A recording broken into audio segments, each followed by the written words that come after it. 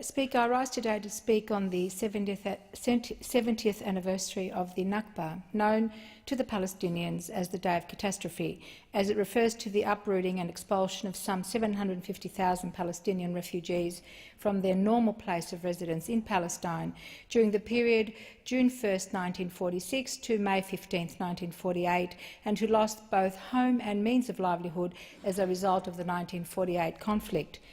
70 years later, the United Nations Relief and Works Agency, UNRWA, notes that nearly one-third of the 5 million registered Palestinian refugees, more than 1.5 million individuals, live in 58 recognised Palestinian refugee camps in Jordan, Lebanon, the Syrian Arab Republic, the Gaza Strip and the West Bank, including East Jerusalem.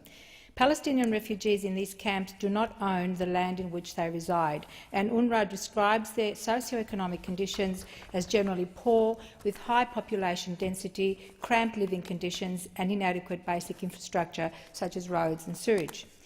Speaker, the creation of the State of Israel in 1948 has, unfortunately, for 70 years left an ongoing legacy of the displacement and occupation, brutal at times, of the Palestinian people. On the 11th of May 1949, Australia was amongst the 37 countries in the UN General Assembly which voted in favour of admitting Israel into the UN. Today, Australia remains one of Israel's closest friends. Australia also supports a two-state solution. As a matter of fact, the current government's position is, and I quote, "Australia remains firmly committed to a two-state solution, allowing Israel and a Palestinian state to exist side by side in peace and security within internationally recognised borders." Quote, unquote. However, Speaker, 70 years have passed and the Palestinian people have yet to be granted their statehood. Mr Speaker, 138 countries have already recognised the State of Palestine, and it's surely now time for Australia to do the same. It's time to put into place our long-held policy of a two-state solution. It's important to do so because it's the right and decent thing to do. This issue is a moral imperative for all who believe in the sanctity of human rights, rule of law and democracy. Now is the time to realise that the window of opportunity for a two-state solution is rapidly closing, and we are running out of time for the establishment of a viable Palestinian state. Events as recently as last week confirmed the urgency to resolve this conflict, which has challenged the international diplomacy for 70 years. Many Australians come to the Israeli-Palestinian conflict with good intentions, and indeed the Australian community is supportive of the recognition of a Palestinian state. On Tuesday night, the Parliamentary Friends of Palestine hosted a screening of the documentary From Under the Rubble, A Story from Gaza, directed by the very talented South Australian filmmaker Anna Tsoulis. The documentary tells the important story of the Samuni family, a peaceful, close-knit farming family in Gaza who, during the 2009 Israeli-Gaza war, lost 48 members of their family.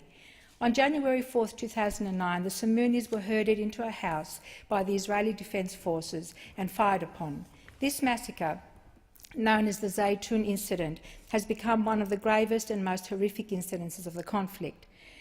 Whatever people's convictions are on the conflict, I strongly recommend that they see the documentary and ask the perpetrators to explain why this unthreatening, innocent family was targeted in such a brutal, disproportionate and criminal manner. Mr Speaker, I want to finish with a quote by Amal Samuni, who is featured in the documentary, who was 9 years old at the time when the house she was sheltered in was bombed. Amal was buried under rubble for 4 days, surrounded by the dead and rotting bodies of family members, until aid workers were finally permitted to enter the area and rescue her. She still lives with more than 15 permanent pieces of shrapnel in her head. They are too deeply embedded to safely be removed. Amal says, "When I think about the world, I start wondering why we live like this in Gaza, why the people outside live in safety and peace. Here there is always soldiers and war and sieges and closed borders." Mr Speaker, we should do whatever we can to bring about peace and safety, not only to Amal, but to all the suffering Palestinians and Israelis who need our support to bring about a lasting peace to this conflict.